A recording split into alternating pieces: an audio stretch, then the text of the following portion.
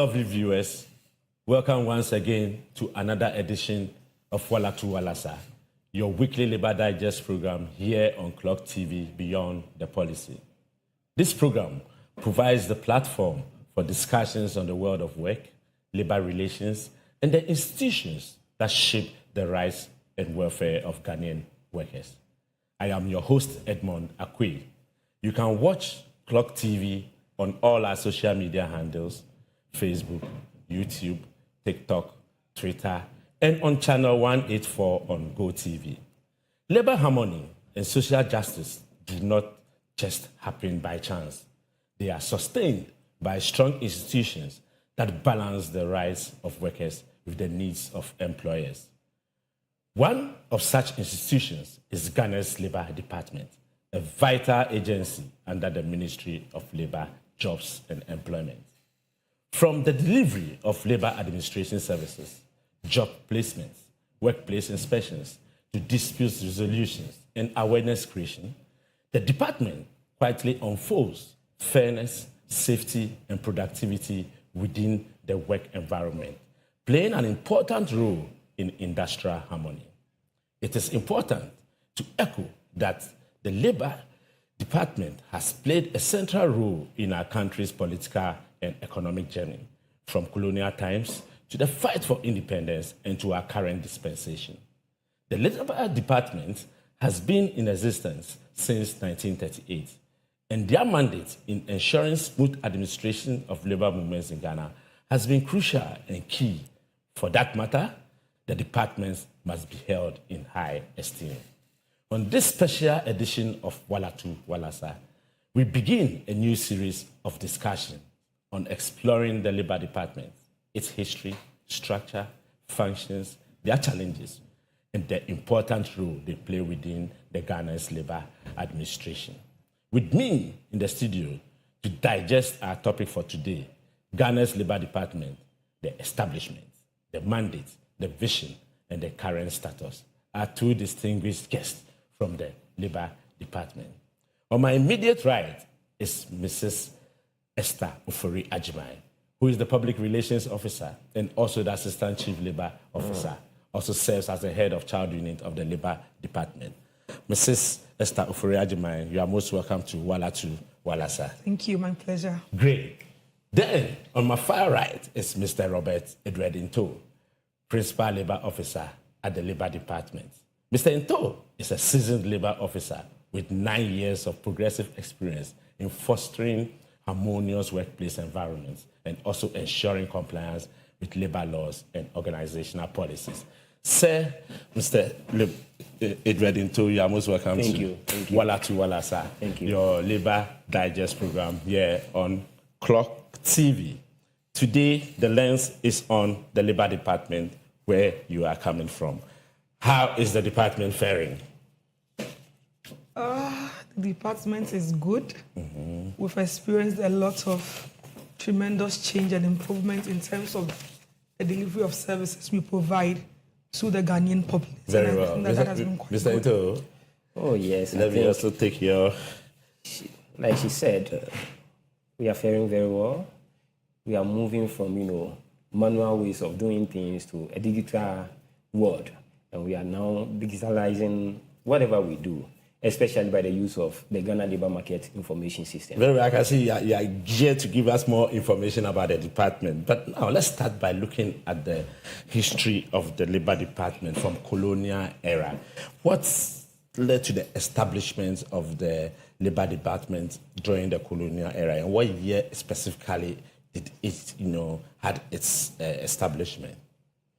Thank you very much. So the Labor Department, like you already said in your introductory remarks, was established in 1938, where the British colonial rule was there. But the issue, actually, why Labor Department was established was due to trade union activists and other labor issues on the ground. And because of this trade union activism and other issues on the ground relating to labor practices and solutions to solve these problems, Labor Department was now birthed. It started in Kumasi, where it was officially launched to ensure that the Labor Department responded to the local labor problems on the ground and ensured that there was fair and best practices on the ground in terms of labor dispensation and ensure that the labor populace working in Ghana are protected and free from harm. Great, great. So you can see that the Labor Department itself was established in 1938 in Kumasi. Mr. Into, would you want to add something, some more information? Yeah, just to add, one would ask, why was it established in Kumasi and not in Accra? As we all know, by then, the mining operations were in Kumasi and the western part of Ghana, as well as, the plantations, the timber plantations, the timber companies were mostly established there. So there was the need to, start the labor operations over there to, harness the importance of industrial harmony. Yeah. So that is what I can add to what she said. Was it? We are told later it was moved to Accra. What necessitated that? Yeah, because, the capital was in Accra, and industrial movement also started, expanding in Accra. So there was the need to, have it at the capital city of the then Gold Coast. Yeah. So that, along the line, it will now be decentralized across the country, yeah. Which I think is the situation now. Exactly. Very well. Let's still look at the, colonial and independence era. How was the Labor Department, respected or taken in high esteem? Was the Labor Department really playing a role in Ghana's labor administration during the independence era? Madam, let me yes, I think Labor Department has always been important and played a very crucial role in the labor administration of the country, right from the independence era, even till now. Because any country that is built on lack of excellent labor administration, as well as ensuring that the labor populace is well taken care of as a country, it means that the country is in for doom. And Labor Department has been strategically placed under the Ministry now of Ministry Labor and Jobs and Employment to respond to the labor needs of its people, of the Ghanaian population. And I think that has been quite fair, because Labor Department, in terms of executing the labor administration of the country, is poised to actually ensure that there's fairness at workplaces. We are ensuring that there are best and fair recruitment practices on the ground, such that our labor force are well catered for.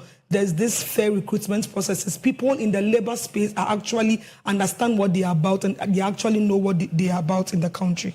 Very well. So, Mr. Into, let me just move in straight to you by asking that during this colonial era, independence era, there has been a number of phases of, regimes that we faced in Ghana. How was the Labor Department faring? We all know that we've experienced a lot of military interventions. The moment there are military interventions, it means that laws may probably change. Great. To suit the new norm. So, based on that, several decrees were given out so that it will also guide the operations of the Labor Department and labor, movement in this country. So, yes, it has, in a way, moved from a certain point to where we are now. Yeah. The decrees, and now we are having the Ultimate Labor Act, which is the Act 203 of 651. 651, yeah. So that is what we have, witnessed over the years. So this is how far we've come. Yes. Now let's look at during the independence era, independence era and colonial time to military regimes and all that. What were the legal framework actually that were being used to govern, labor administration in Ghana?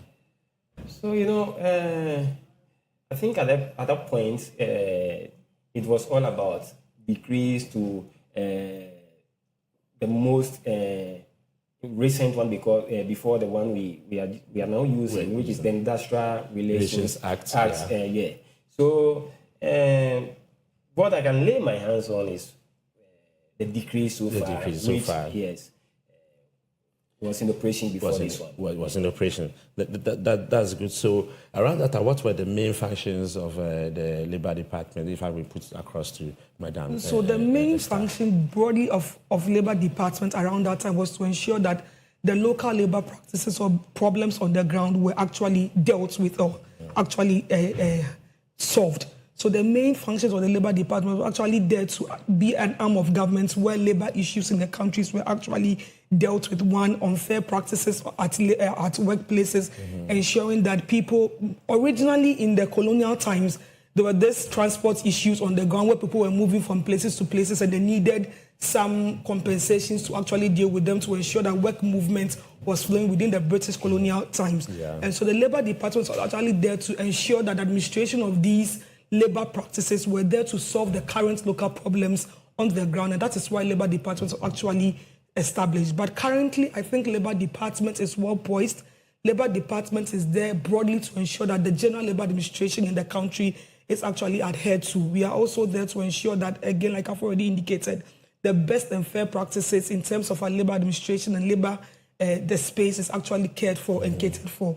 Very well. So that would make me to ask my next question as to what is the vision, mission of the department, Mr. Into. But before we go on, I think I'll just add to what she just said. I think the establishment of the Labour Department came with a mandate of also seeing to it that workers have a representative.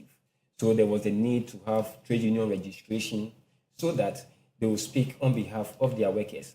Most workers, seem to be a bit timid, and the voices of their representative were able to, answer the questions of what we want, what we should be given, our rights must be respected. So, the existence of the Labour Department, brought to light the registrations of trade unions. And I think the first trade union that was registered was a Western Province Drivers Union.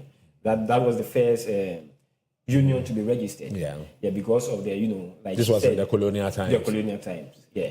So that we have moved from a point to where we are doing well. It means that the Labour Department in itself has become a respected department that currently is being used in Ghana as one of the labour forces to ensure that our labour front is very, very harmonious. Now let's look at the core mandate that the Labour Department has the core mandate of the Labour Department itself changed from its establishment in 1938 to now? Has it really changed?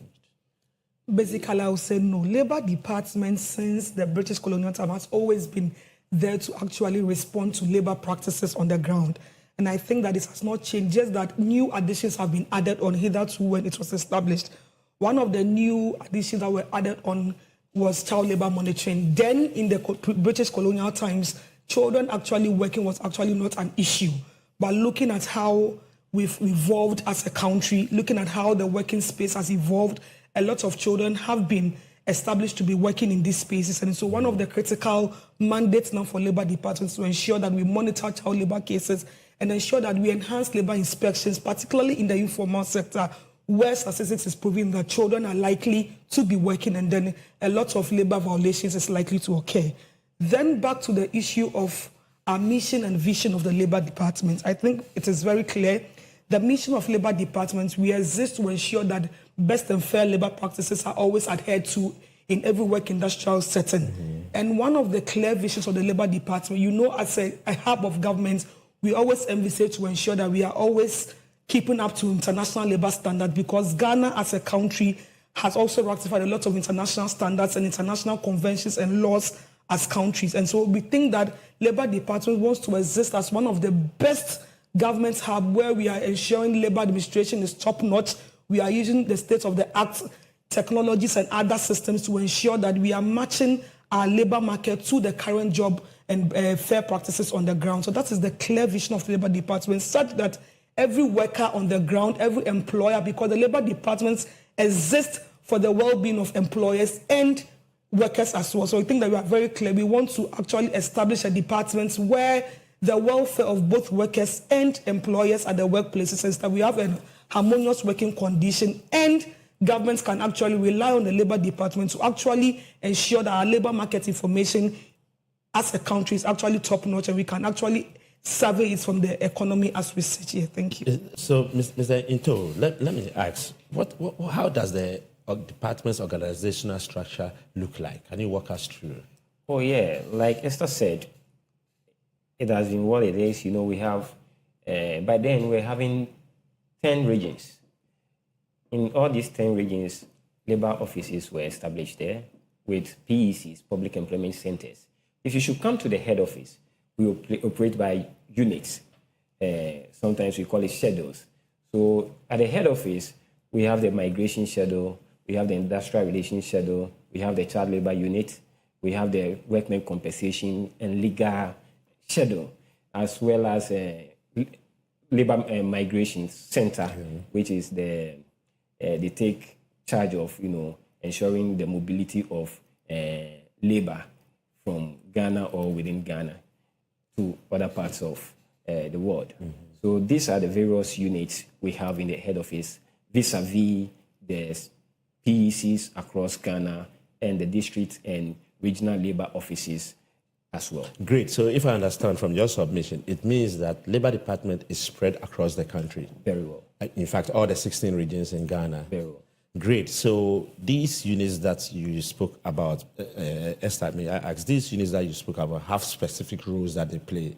It means that the mandate of Labor Department does not only move into making sure that they register unions, but yet there are a number of units. Would you want to expatiate a little bit about when we talk about the child labor unit? We would have time to come to talk about it on a full program, but just tell us a little bit about various units that you have and what they do exactly. Okay, so thank you very much for that question. Before I come to that question, just to highlight on Robert's point, just to issue the caveat that labor is not a decentralized institution.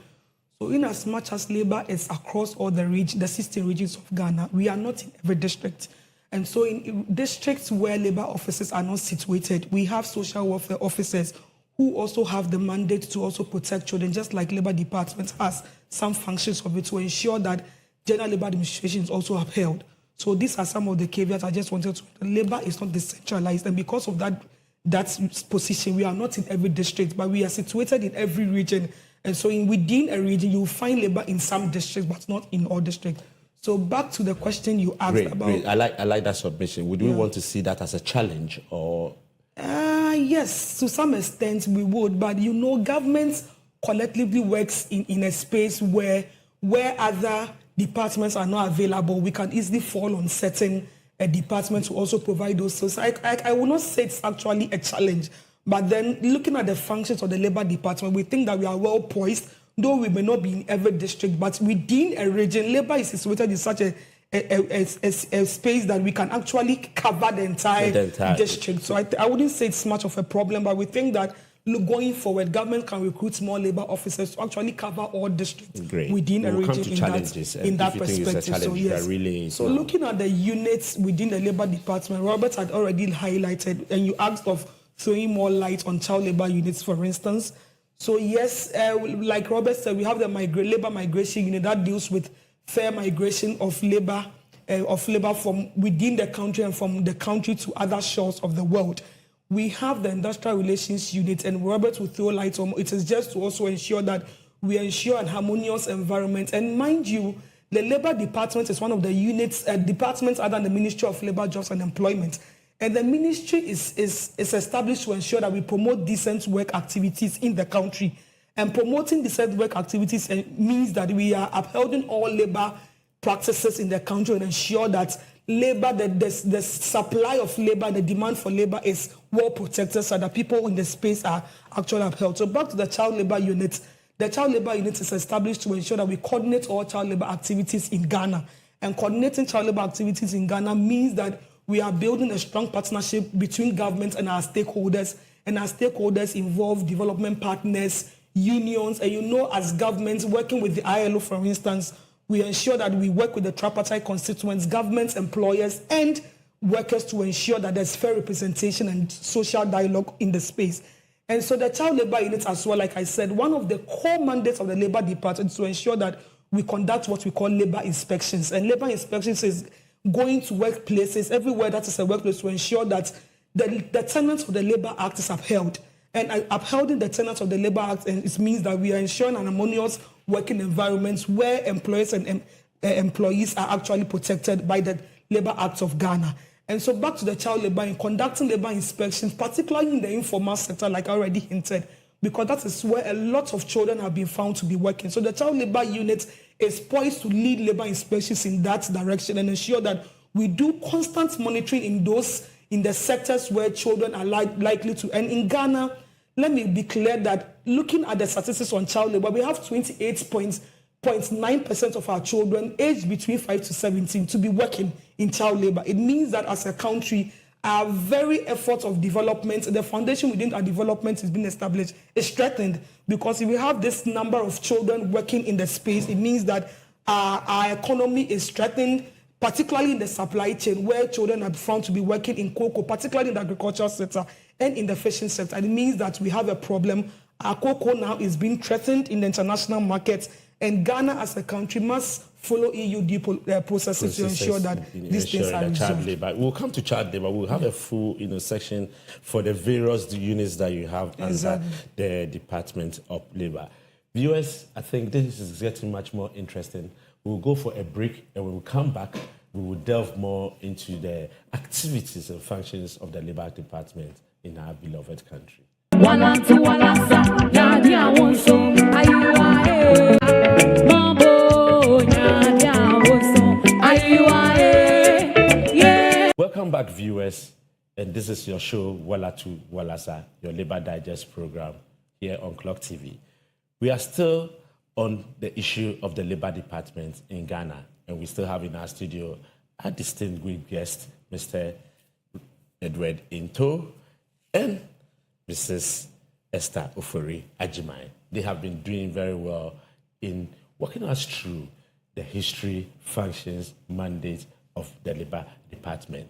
We continue. Madam, let me start with you. Let's look at awareness creation.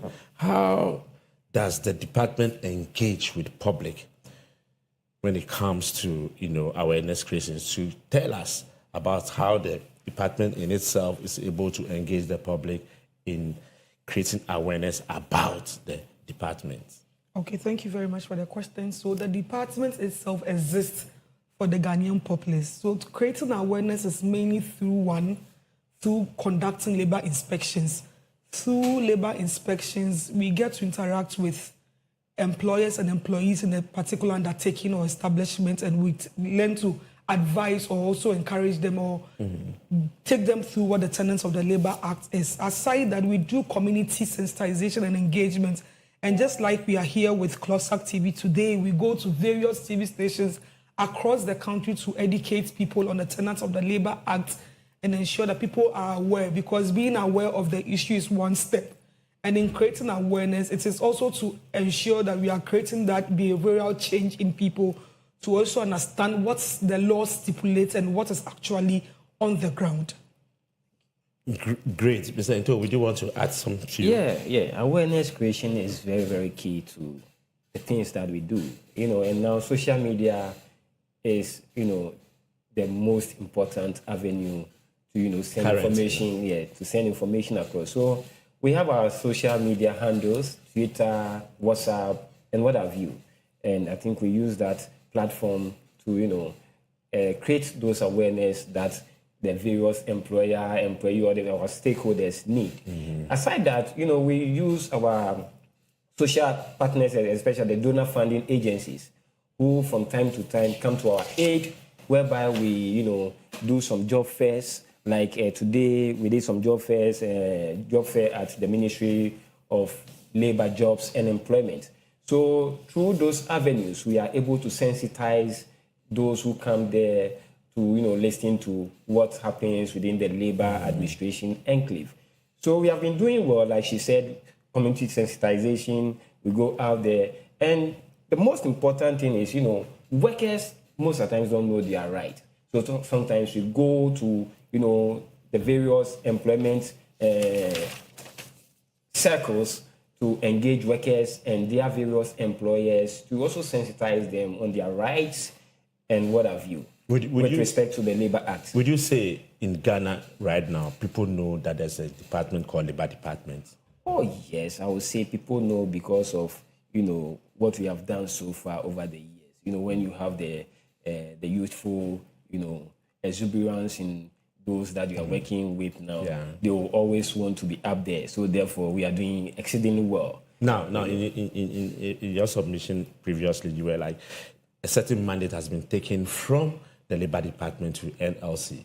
I want you to know, do workers come to the Labor Department for you to settle some kind of their dispute within the work environment today? Exactly. The moment you hear Labor Department, it resonates. So I think people do come day in, day out. And because of, the guidance in the provisions of the Labor Act, we do refer those we are to refer, and those we are to handle, which we think can be resolved immediately, we do handle them.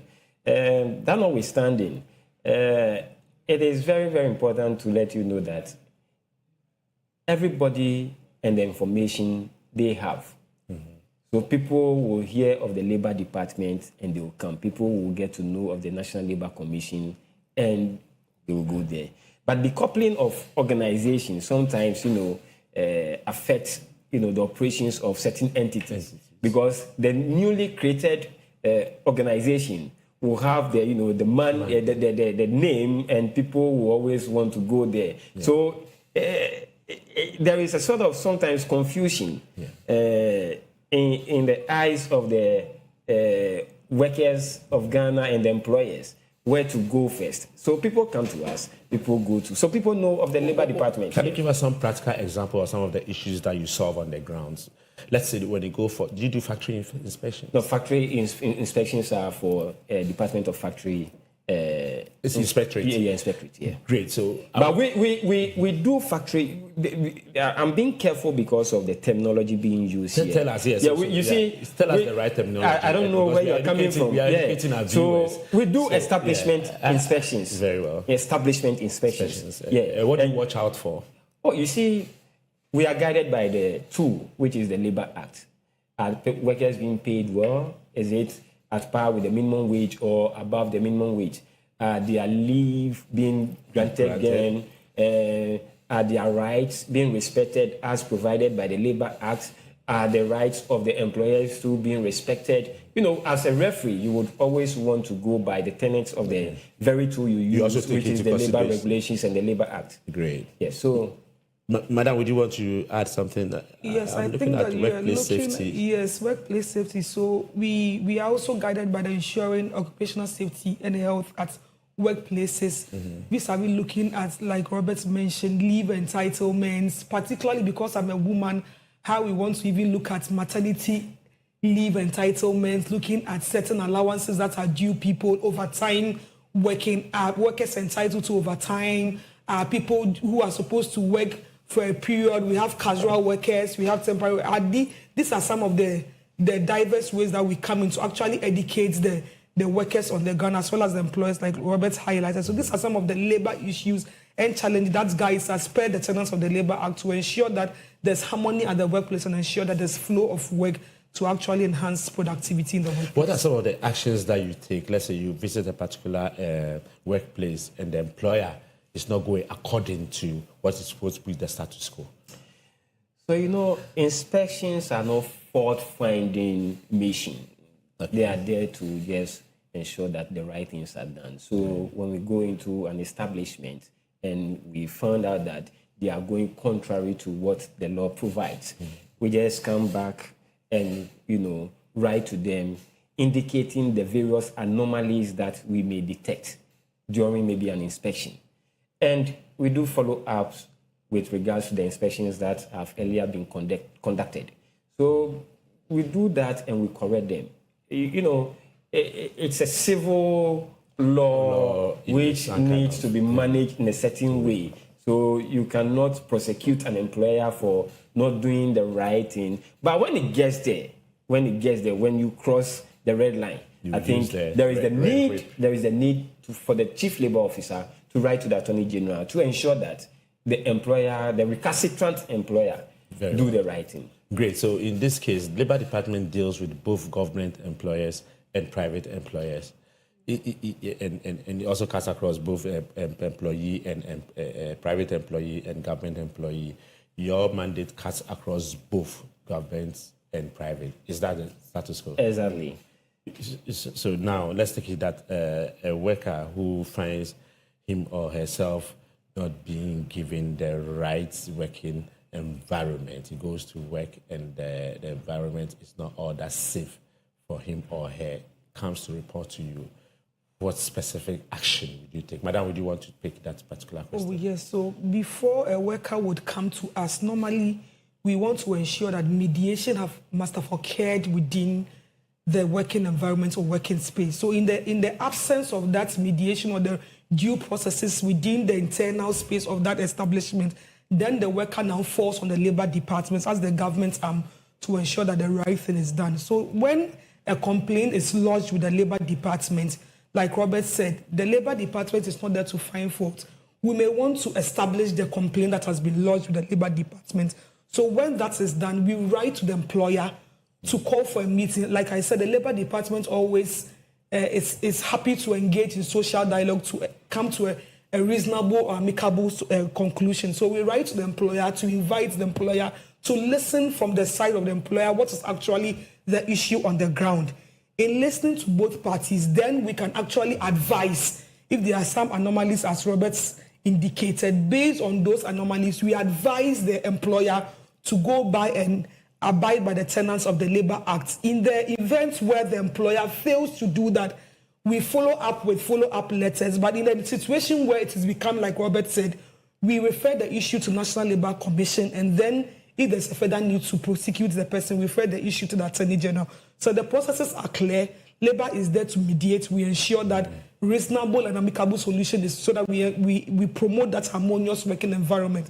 But in the space, so the Labour Department is there to provide that advisory role to employers and employees to ensure that they learn from the Labour Act, whereas what the Labour Act stipulates. So these are the processes. In the events where we do not, we call for a fair hearing, we hear from both parties, and then advise as to what both employer and employee needs to do. Great. You want to add something? Yeah, I just want to add to that. Yeah. You know, the law provides that when a worker finds him or herself in an hazardous situation, yeah, it is appropriate for the worker to remove him or herself from that situation. Okay. Then the steps to resolve those things. Okay. What would the worker eat? You see, you must cherish, your life more than what you eat. You can go and you die, then everything will just go off like that. So if you say you are going to think about what you are going to eat, what you are going to feed. And the workplace environment is not safe to you. If you will die and the people you want to feed will survive. So you need to cherish your life. So it's advisable that you come out of that situation, come and sit down. We are not saying that nobody is going to stop you from receiving your salary.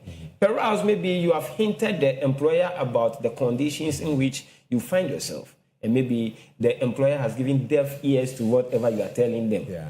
So therefore, you need to remove yourself and go to the appropriate quarters, like the Labor Department. If it has, you can go to the Department of Factory Inspectorate to go and survey the place if it has to do with equipment, machines. So that is basically what we can advise. Great. Employees. So now let me ask. So in generality, how do you think this is working? Is the employer really in Ghana? Is the employer ensuring that workplace is upheld? You see, you've been on a number of inspections. How would you generally, assess it? We are dealing with human beings, so you may not have 100%, compliance. Okay. There may be one or two. Yeah, there may be one or two, and they are there. When you go for inspections, you see them. You see them. So they are there. It's just that we need to up our game. The resources that the department needs must be provided so that we'll go to every corner where there are issues. We are not able to go to places. So, because of certain challenges that you people will face. take advantage of workers. Yeah. At the other time, I think we went to Spintex, where people are working without PPEs. Ignorance to the law is no excuse. But however, people need money, people need job. So they'll be working under such conditions. So you always find faults. You will always have people not respecting or not complying with the various laws of this country. So they are there. Yeah, but we are trying to work as a department to ensure that every workplace is safe for the ordinary Ghanaian worker. Very well. Let's move from individual and employer to unionism or association. The Labour Department deals with unions. They register unions, right? How do you go about this particular mandate? How can a union get registered? I said, what do you watch out for? So the requirements are explicit Yeah. in the Labor Act. So first of all, you need to be registered as a corporate entity with the Registrar General. Then you now come to the department. What you do is you write to the Chief Labor Officer that you want to register a trade union. And union is not operated by one person. Mm-hmm. It has to do with two or more. So two or more can form a union. Two or more people within the same organization. Trade, the industrial enclave is being taken note of. So the trade, because if you don't understand what I do, even though, practically, if I'm to join you, yes, but however, we must understand what we do. We must have a common interest. So you then, sign on to whatever you want to do. You come with your registrar general document, your constitution, then the telephone numbers, the where you work, and those stuff. You attach all those documents to the application. Then you submit. Then the Chief Labor Officer is mandated by law to study the document that you have submitted, to see to it that it meets the democratic principle within our enclave. Yeah. It is provided in the law. Yeah. So basically, when you meet the requirements, after submitting the constitution, copies of the Registrar General document, and the list of employees or workers of the same interest group who want to come together, then the department will go ahead to issue you with a trade union certificate to enable you, manage the socio-economic interest of the people you want to represent. So, madam, if I may put to you, do you go to various organizations to find out whether they are unionized or not? So in our labor inspections, normally we ask these questions, but it is not in the interest of the labor department to go around to ask whether unions are formed in a specific organization or not. But in our engagements with TUC as the general umbrella of trade unions forms, we engage some of the unions to actually know. And then like I said, in our dispensation of conducting labor inspection, we normally ask in some of the questions, are there unions formed here? What is the process? Just to find out whether the due process was actually upheld to or not. So it is part of our labor inspection protocols that we established to find out whether unions are there to serve the needs of both employer and employees, to ensure that they are all, like Robert said, have one voice and have one interest, looking at the socio-economic activities on the ground. So yes, we find out through labor inspections, and in our dispensation and interaction with TUC, we also find out some of the unions on the ground and engage them. Normally in their conference, we want to know what they are doing, the challenges they are faring. And then at various enterprises level, we also engage employers and employees with some of the questions we ask from our labor inspection to actually establish whether a union has been established or otherwise in that particular establishment.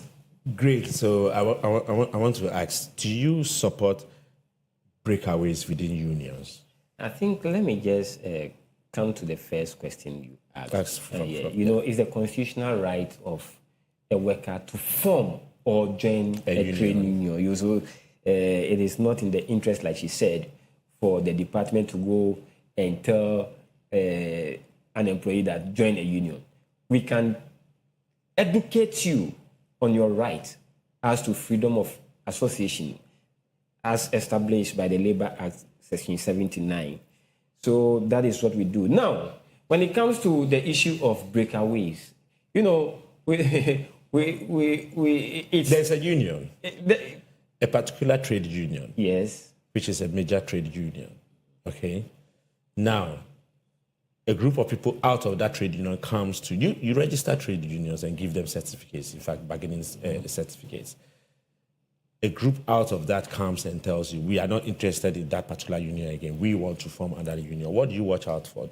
So, as a regulator, you are there to ensure that the rights of the workers are being respected. And it is every worker right to form or join a trade union. So whether somebody, disaffiliate from a union or not, or disassociate him or herself from a union, when the person comes and the person meets the requirement, he yes, of course, the department will go ahead to ensure that the person's, the worker right is respected. So what we look out for is, one, whether you are a dues-paying member of a union. And if you are a dues-paying member, we would advise that you go to, do the proper thing by exiting the union. In fact, you are not bound to do any special thing like we see in the constitution of certain unions, whereby they will indicate that you need to serve me 6 months notice, when in fact we are having a ruling that no, you freely joined and you freely must exit. So what happens is, so far as you meet those requirements, because we don't want to champion the registration of one person within 2 unions. Yeah. The law is saying that a union, you can join a union. So you must leave one and now join one or form one. So when you come and you submit your documents and you meet all these requirements, why not? The chief labor officer cannot say that your rights will be taken away from you. Your rights must be respected. It's a constitutional right. Yeah. Let's move into a bargaining certificate. Which union deserves a bargaining certificate? So you see, when it comes to issues of bargaining certificate, collective bargaining certificate, it has its own pros and cons. Practically, what happens is a union will go and organize workers of a particular entity.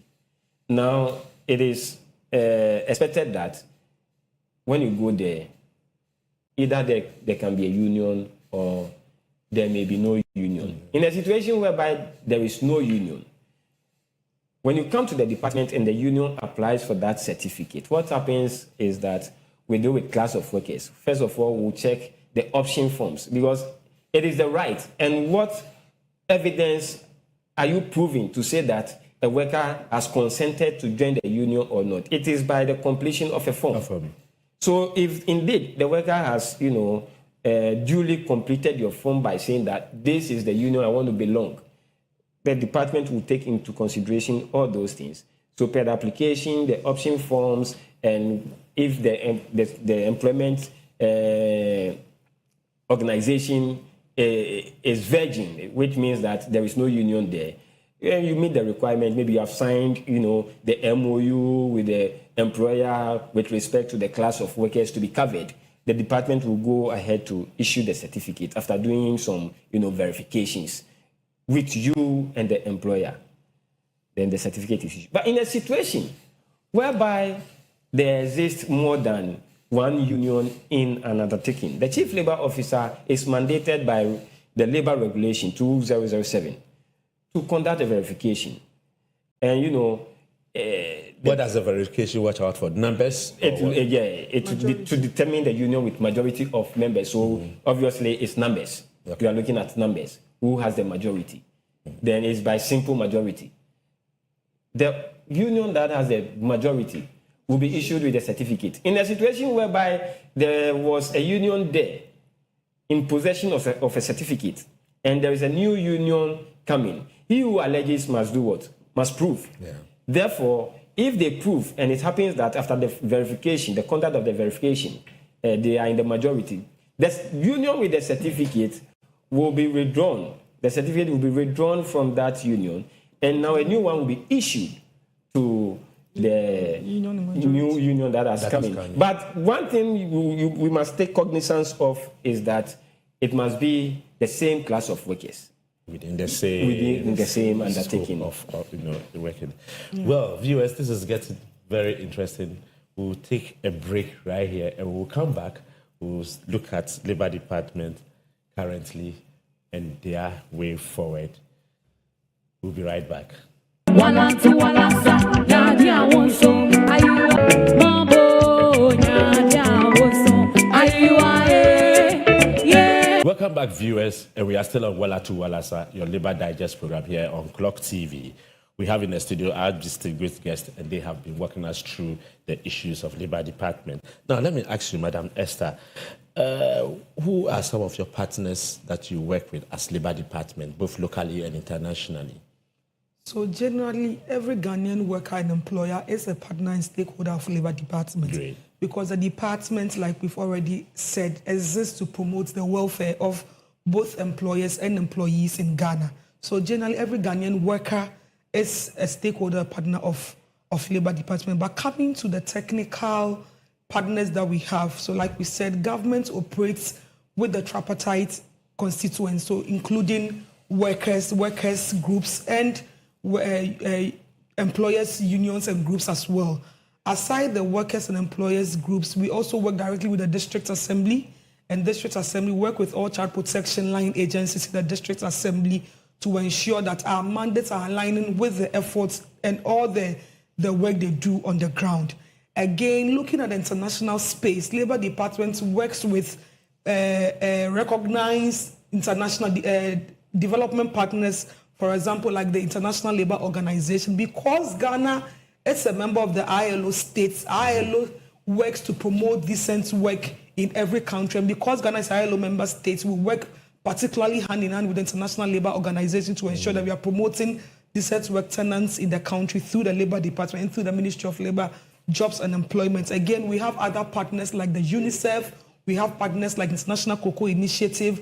These partners are there on the ground to ensure that we are promoting children away from work and ensuring that. So UNICEF generally has a mandate to protect children in Ghana. So because of that space, once the decent work tenants dives into social dialogue and ensuring that child labor is eliminated, ensuring that there's collective bargaining and unionism, all these are partners on the ground. And let me also be quick to mention multinational companies in Ghana who are major stakeholders as well, because currently we have partners like National Petroleum Authority, Volta River Authority, and other partners, Sunu Company Limited, we have Voltic and other multinational companies who come to the aid of Labour Department to ensure that they collaborate with Labour Department in the execution of our mandate and what Ghanaians expect of Labour Department. Thank you. Great. I think you have wide scope of partners that you are working with. That shows how important the Labour Department is. Exactly. But with all this, Mr. Into, let me ask, do you have any challenges that you are facing as Labour Department in Ghana? Yes. You are under the Ministry of Jobs and Labour and Employment, right? Do you have any challenges? I believe there should. Yes, sometimes it is not easy when you are being asked this question. It's like you want to wash your dirty linen in public. Yeah, but it's quite important because as much as you put it out there, government will get to know. So I think sure they will act. Since I am here, if I say something, I need to be protected by CLOCSAC. Very well. CLOCSAC is a big union. So I think, it's not. It does not pertain to only Labour Department. It's all government agencies. Logistical challenges. That is what we are faced with. And you know what these logistical challenges are? Transport, vehicles, vehicular movement, and sometimes finance. Okay. You are being given low budget to work with. But one thing is, Labour Department is a serious institution which I think government must look Take at. a critical look at. They need to look at. Because workers are suffering. Yeah. And they need a regulator. And this very regulator is Labour Department. Yeah. And we are not able to move as expected. You go somewhere, it's like you are using your own resources just for the love of the job. So let me just cut it short. Yeah. Like these logistical challenges are the major challenges that you are facing. Actually. Otherwise, men at work at your department, everybody is well sound to be able to work. We love the job we do. Everything. We are passionate. We love the job we do. Passion for the job. We are working for Ghana. We are working for Ghana. For God and country. For God and country. Thank you very much. I like that spirit. And in our final submissions, what would you want to tell workers in general? In general, before I even go to workers, I just want to say that the very facet of foundation for every country to develop lies majority in how productive its workers are. And being productive, having productive workers and employers in the space actually goes a long way to actually boost the economy of the country. And my only submission closing will be that I think that the Labour Department exists to promote the welfare of Ghanaian workers and employers as well. And I think that the visibility of Labour Department should be well known. Labour Department is there to always welcome our stakeholders or employees on the ground. And I think that government must, a matter of urgency, as always. I think that the issue is not about resources, just that it is limited. I think over the years, the story of Labour Department has improved massively because government has come to our aid to ensure. But I think that governments can do more. As a country, as a department, I think that we want to place a lot of responsibility of government to ensure. We represent government. And so when we call on government, we want to say that we want government to come back to these children and ensure that the delivery of our service and the discharge of our duties is done in a professional and efficient way, such that our services that we provided becomes quality and top-notch for our workers on the ground. And when that is done, I think that government or Ghana as a country can actually progress in a very louder manner, in a very progressive way, such that we are able to see the tangible results within our economy. With decent work being at play. Exactly. Mr. Ito, if I may ask, what are some of the initiatives that you think should be put in place to ensure that the Labour Department works, taking into consideration our current dispensation of AI? Oh, yes. You see, AI is a new development, especially in our part of the world.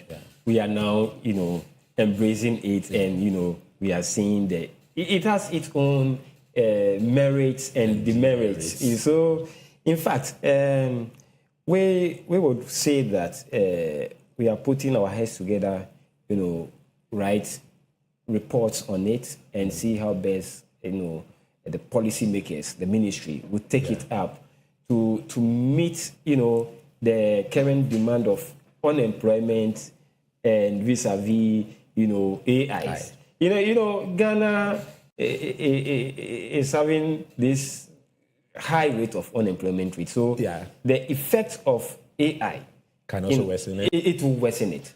So basically, we are putting up things together to ensure that we deal very well with the emerging issues, like the coming into force this AI thing, where employers can sit somewhere and monitor their own things when there is the need to even employ somebody monitoring the CCTV.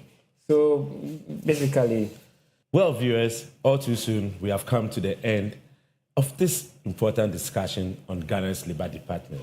For me, this has been an eye-opener, and I have learned a lot on the Labour administration in Ghana. I hope you have also learned a lot as well. It has been an engaging and enlightening conversation, exploring the foundation and functions of Labour Department, one of Ghana's oldest and vital labour institutions. Don't hesitate to call on their doors for all your labour issues as individuals and also as institutions. Our sincere gratitude goes to Mrs. Esther Ofori Ajimine, the Public Relations Officer, who is also the Assistant Chief Labour Officer and the Head of Child Unit at the department, and to Mr. Edward Into, who is the Principal Labour Officer at the department as well, for their insights that they have shared with us today. Thank you very much for coming on Walatu, Walasa, ladies and gentlemen. Now, let's take a critical look at what I have on my table. I am sure many of you are admiring it and wondering what it symbolizes. This is Walatu, Walasa's campaign against illegal mining in Ghana, popularly known as Galamsey.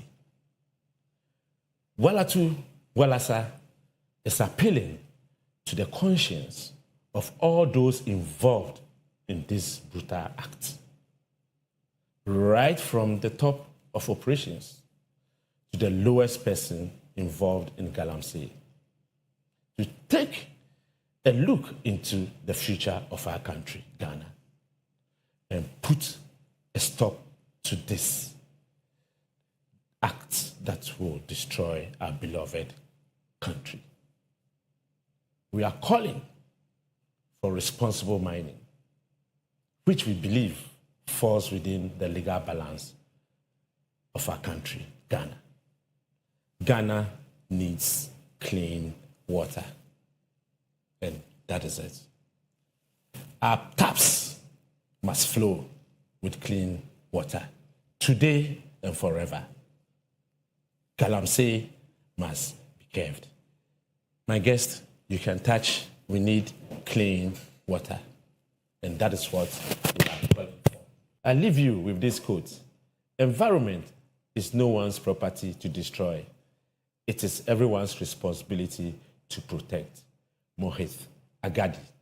Thank you for staying with us on Walatu Walasa, where we keep the spirit of work and dignity alive. Work hard, stay focused, be productive, and on a very good day, don't break the rules. See you next week. Bye-bye. Walatu Walasa,